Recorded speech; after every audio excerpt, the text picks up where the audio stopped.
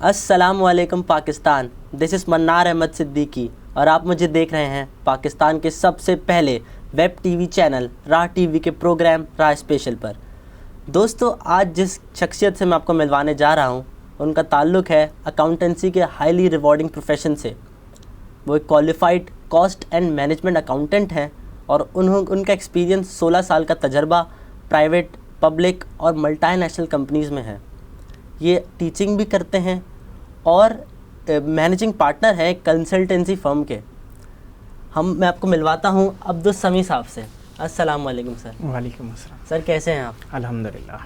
Sir सबसे पहले तो अपने इनिशियल करियर, अपने एजुकेशन, अपने एक्सपीरियंस के बारे में नाज़रीन कुछ बताइए। बेसिकली मैंने ग्रेजुएशन किया कॉमर्स से। कॉमर्स का ग्रेजुएशन मेरा जो था, उसके बाद मैंने इस फील्ड में बाकायदा एक प्रैक्टिकल काम करना शुरू किया एक छोटी सी फर्म से, जिसमें हम देखते थे कि मैनुअल अकाउंटिंग होती थी उस टाइमिंग में। ये 98-99 की बात है। अच्छा, उसके बाद जब मैंने ये समझा कि मुझे इस फील्ड में बाकायदा काम करना है तो मेरे को एक प्रोफेशनल डिग्री भी होनी चाहिए मेरे पास। मैंने ग्रेजुअली इसका एडमिशन लिया ICMA में और मेरा वो कैरियर शुरू हो गया प्रैक्टिकल प्रोफेशनल एजुकेशन का। इसके साथ साथ मेरा पढ़ाना साथ साथ चलता रहा। उसके बाद जब मेरे को 2 पार्ट निकल गए तो मैंने एक practical firm, chartered accountant firm में मैंने ज्वाइन किया और मैंने वहाँ पर ऑडिट का एक्सपोजर लिया।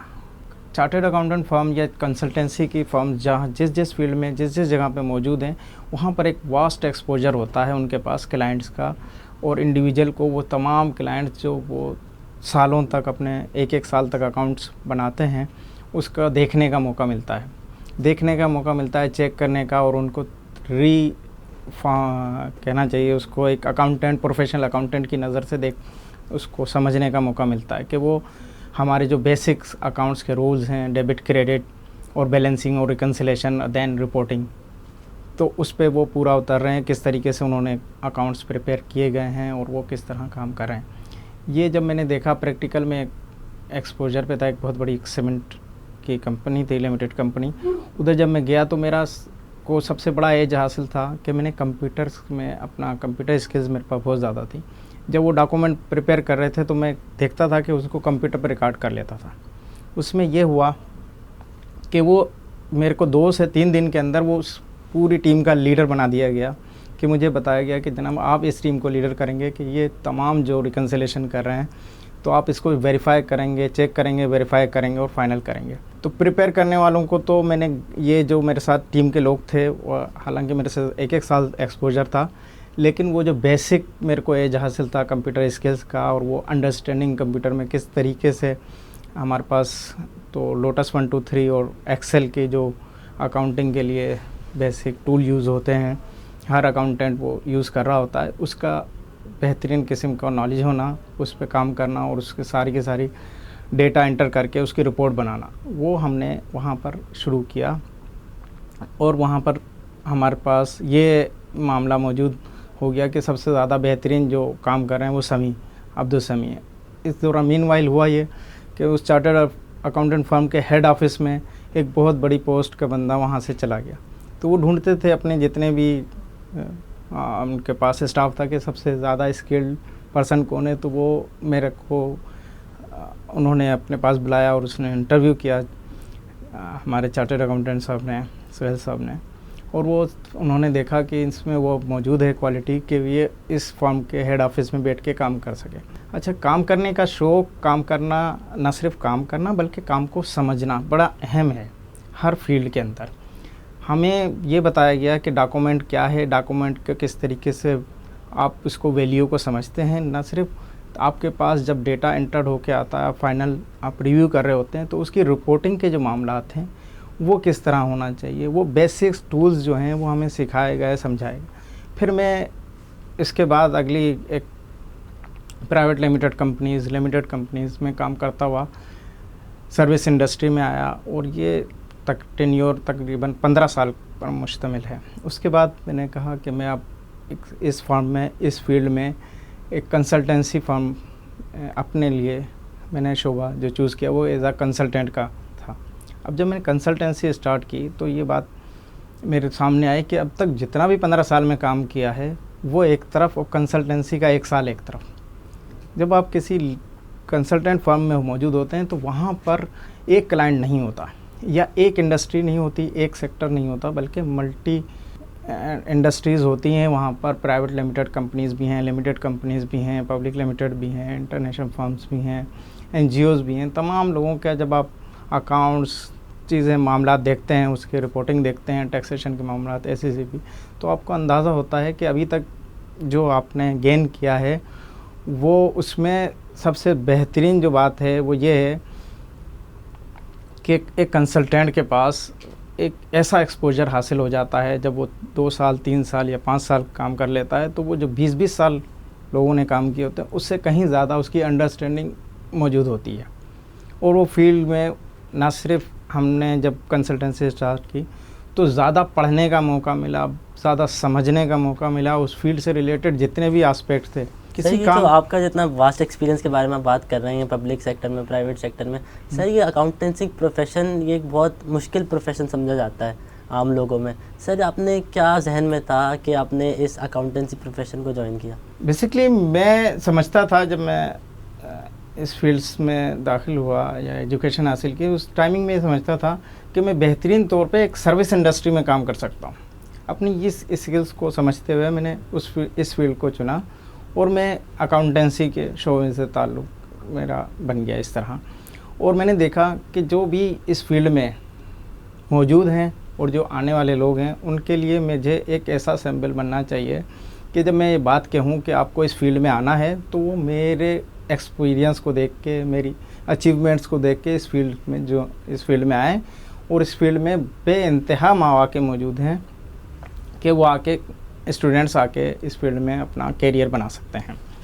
इसमें न सिर्फ हमारे पास अब तो बहुत ज़्यादा कंप्यूटराइज्ड हो गया सारा का सारा अकाउंटेंसी। पहले हम मैनुअल देखते थे, अकाउंट्स लेजर देखते थे, रिपोर्टिंग देखते थे, अब तो वो सारा ERP पे शिफ्ट हो गया।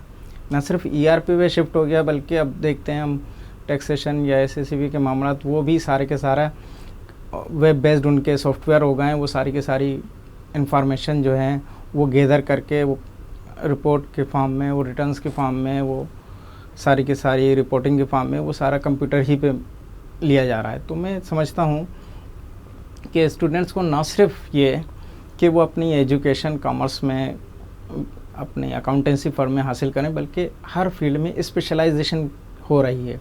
जिस तरीके से कॉस्ट एंड मैनेजमेंट अकाउंटेंट है, चार्टर्ड अकाउंटेंट है, SCCAs हैं, CIMAs हैं। सर ये जो अकाउंटिंग है जैसे बात कर रहे थे आप, ये CMA, ICMA, cost and management accounting ये एक फर्म हो गई और ये चार्टर्ड अकाउंटेंसी अलग हो गई। सर ये अकाउंटिंग के जो ऑल टुगेदर हैं, सर ये लोगों में, बच्चों में, स्टूडेंट्स में ये बहुत बोरिंग फील्ड समझी जाती है कि बैठ के बंदा हिसाब किताब करता रहे।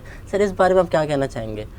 बेसिकली बोरिंग फील्ड तो नहीं है, हर फील्ड में अपना इंटरेस्ट है। जिस बच्चे को अगर इंटरेस्ट है तो वो उस ट्रांजैक्शन को रिकॉर्ड करते हुए, उस बिज़नेस ट्रांजैक्शन को रिकॉर्ड करते हुए वो भी समझ रहा होता है इसके पीछे एक्टिविटीज़ क्या हैं। बेसिकली वो एक्टिविटीज़ भी हमारे सामने आ जाती हैं। जब हम कोई बिज़नेस ट्रांजैक्शन रिकॉर्ड करते हैं तो वो एक्टिविटीज़ के साथ हमारे जहन में सामने मौजूद होती हैं। बोरिंग सिर्फ उन लोगों के लिए जिन लोगों का वो इंटरेस्ट ही नहीं था, वो किसी के कहने पे इस फील्ड में आ गए। जैसे पुराने लोग ये कहते थे वो डॉक्टर इंजीनियर बनना है। अब ये जो बनना है डॉक्टर इंजीनियर, वो बच्चे का तो रुझान ही नहीं है, तो उसको इन्फोर्स करके इस फील्ड में लाया गया। वो बेचारा वो उस फील्ड के काबिल नहीं था, वो उस फील्ड में एडजस्ट नहीं हुआ।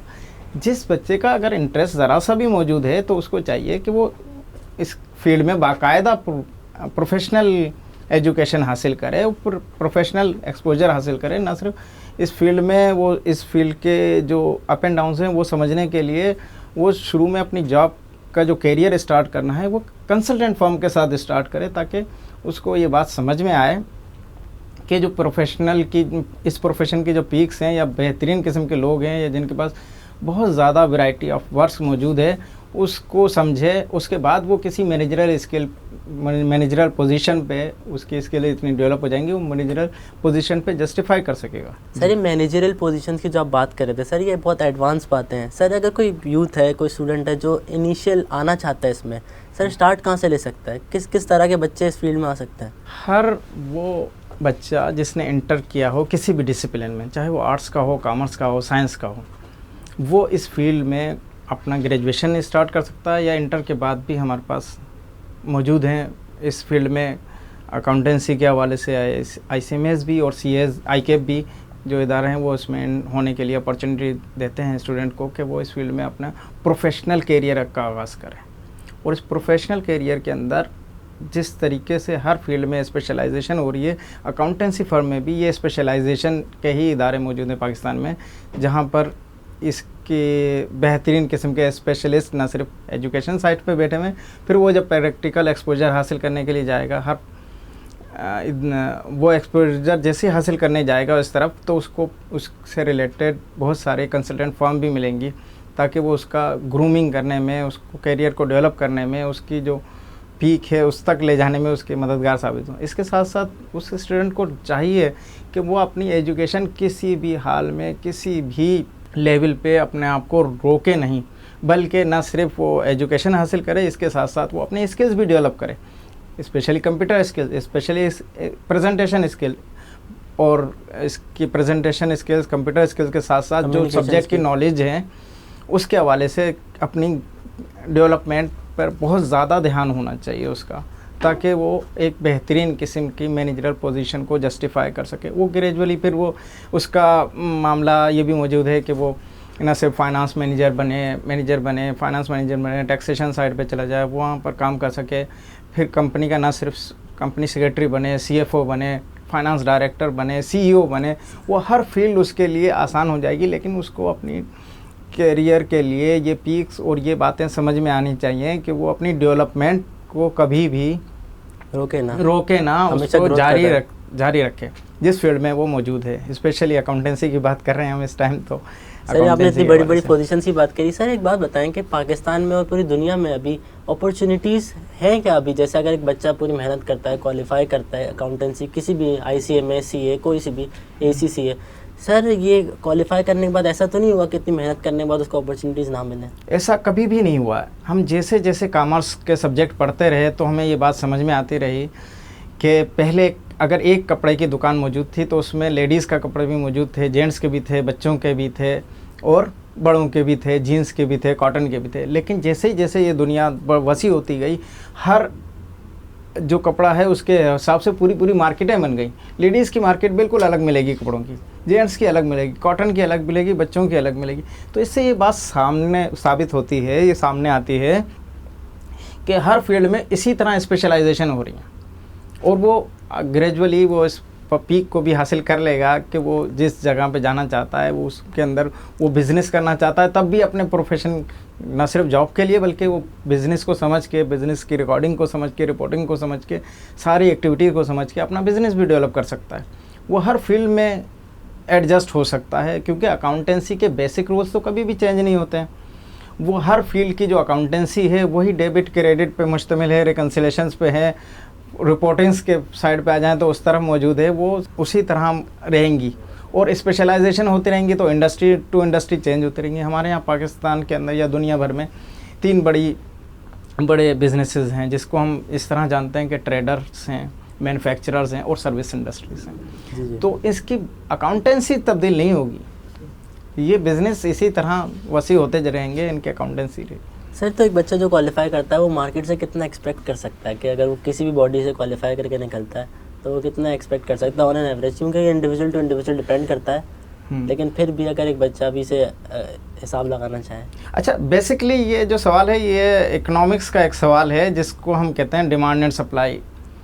जहाँ पर डिमांड और सप्लाई क्रॉस होती है, इंटरसेक्ट होती है, वहाँ पर हमारा इक्विलिब्रियम बनता है और वही प्राइस डिटर्मिनेशन होती है वहीं पर। जो मार्केट रिटर्न्स और रिवार्ड होते हैं वो मार्केट ही डिसाइड करेगी।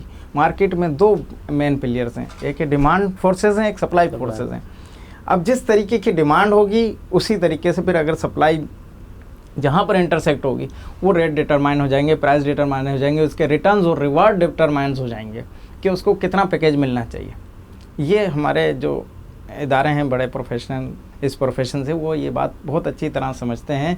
इसी तरीके से उनका जो पासिंग क्राइटेरिया है वो इस तरह रहता है कि वो ज़्यादा सप्लाई ना करें और अगर जो सप्लाई हो रही है वो बेहतरीन किस्म की जो स्टूडेंट तैयार हो रहा है क्रीम वो जाए सिर्फ, क्रीम जाए और बेहतरीन किस्म का उसको मार्केट में रिवार्ड मिले। सर फिर भी just for motivating the student, sir ये कितने मतलब एवरेज एक अमाउंट बताएं सर, इतने इतने से इतने मिनिमम और मैक्सिमम के बच्चा जो फ्रेशली क्वालिफाइड हुआ है वो कितना एक्सपेक्ट कर सकता है? देखिए फ्रेशली क्वालिफाइड अब बहुत सारे इदारे हैं, ICAP से, ICMS से, ACCS से, अब उनके जो मार्केट रेट हैं वो इस तरीके से प्राइसेस या उनको सैलरीज डिसाइड होती हैं कि उनका खुद का एक्सपोजर कितना है इस मामले में।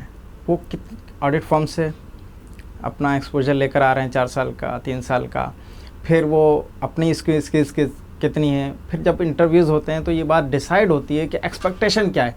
यानी कि मेरी एक्सपेक्टेशन जो होगी वो मैं खुद ही डिसाइड करूँगा, वो सामने वाला नहीं बताएगा। अकॉर्डिंग वो नहीं बताएगा, बल्कि मैं कहूँगा मैं 1 लाख रुपए लूँगा, 1.5 लाख लूँगा, 2 लाख लूँगा या 3 लाख लूँगा, इससे ज़्यादा लूँगा, वो मैं खुद डिसाइड करूँगा।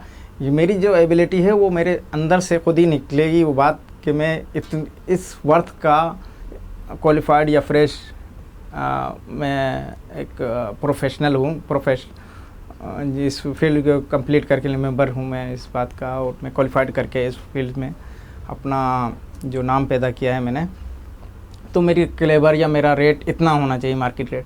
ये पर्सन टू पर्सन डिफरेंट होता है, लेकिन ये बात बड़ी अहम है कि उस प्रोफेशन में जब प्रोफेशनल्स क्वालिफाइड करके निकलते हैं तो बेहतरीन किस्म के रिटर्न और रिवार्ड और प्रिविलेजेस उस सोसाइटी में, उस मार्केट में उनको दिए जाते हैं। सर इस फील्ड में स्टडी करने का बजट कितना होता है, मतलब किस किस तरह के स्टूडेंट्स कर सकते हैं, क्योंकि सर हर बंदा तो अफोर्ड नहीं कर सकता ना, तो ये किस तरह के स्टूडेंट, किस लेवल के सोसाइटी के स्टूडेंट्स कर सकते हैं इस फील्ड को परस्यू? हाँ, ये बड़ा अहम सवाल है। ये मेरे बिल्कुल अंदर की बात है कि मेरे पास भी कोई फाइनेंशियल सपोर्ट नहीं थी, मेरे पास कोई फाइनेंशियल सपोर्ट नहीं थी। मुझे 9-10 साल मुझे बैचलर लाइफ गुजारना पड़ी कराची में, और मैं एक बहुत सेल्फ मेड आदमी रहा, ना सिर्फ अपनी एजुकेशन के लिए पढ़ाता रहा, जॉब करता रहा और अपनी एजुकेशन भी जारी रखी। तो इसके जो कॉस्ट है जो पढ़ने के हवाले से है, वो जो स्टूडेंट है बजाय ये कि अपने पेरेंट्स पे बोझ बने, एवरेज स्टूडेंट वो अपना खुद ही जनरेट कर सकता है उस फील्ड में पढ़ा के, उस फील्ड में जॉब करके पार्ट टाइम अकाउंटेंसी के हवाले से, तो वो ऑटोमेटिकली इतनी ज़्यादा हाईली उसकी नहीं है फीसेस या जो भी स्टडी कॉस्ट है, वो अपनी मैनेज कर सकता है इस फील्ड में। सर इस फील्ड के बारे में क्या मैसेज देना चाहेंगे कि इस फील्ड के क्या प्रोज हैं, क्या कॉन्स हैं, कोई स्टूडेंट इसमें आना चाहता है तो क्या क्या फैक्टर देखे? देखिए, हर फील्ड का समझने के लिए उसके स्पेशलिस्ट से ज़रूर मुलाकातें करें। अगर कोई स्टूडेंट आना चाहता है तो उसके जो बेहतरीन किस्म के लोग हैं उनसे जाके मिले।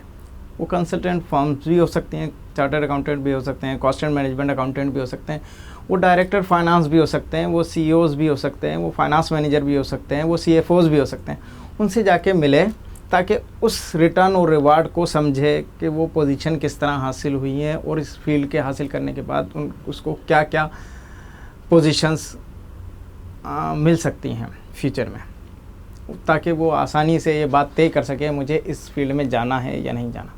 ये बड़ी अहम बात है कि उसके स्पेशलिस्ट से मिले, उसके बेहतरीन जो रिटर्न और रिवार्ड्स मिल रहे हैं मार्केट में उन लोगों से जाके मिले। ये मेरा sir thank you very much कि आपने हमारे प्रोग्राम के लिए वक्त निकाला। नाजरीन, इसी के साथ मुझे इजाज़त दीजिए।